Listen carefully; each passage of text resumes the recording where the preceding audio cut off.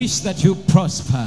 Leo nahubiri mahubiri yana kutakia ufanikiwe. I preach like this, kutokana na kumaanisha kwako. According to your intentionality. Leo hii, today, kwa kumaanisha kwetu, because of our intentionality, ile sadaka ya kujidhabihu, our sacrificial offering, Jumapili ijayo, on the next Sunday, tunaweka wakfu vyombo vyetu hapa madhabahuni. To dedicate our musical instruments.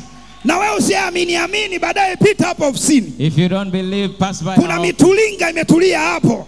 There are musical instruments. Vyombo vimeshaingia ndani ya eneo la kanisa. Musical instruments are already here. Speakers zimeandikwa kwa jina la HCC. Speakers are written HCC. Moja kwa moja kiwandani. Jamani semeni amina.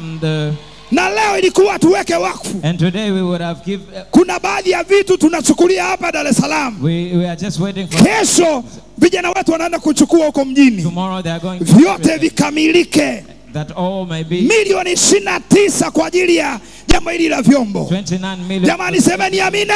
Oh, say amen. Msukume jirani yako mwambie hongera kwa kumaanisha. Tell your neighbor, say.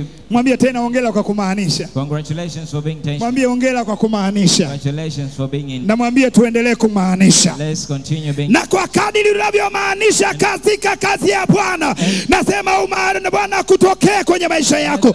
Nasema Bwana kutokee kwenye maisha yako. Nasema Bwana kutokee kwenye maisha yako. Nasema Bwana kutokee kwenye maisha yako. Nasema Bwana kutokee kwenye maisha yako. Kwa kadiri unavyomaanisha, Bwana na kutokee kwa jina la Yesu aliye hai. Kanisa la Bwana semeni amen. Kanisa la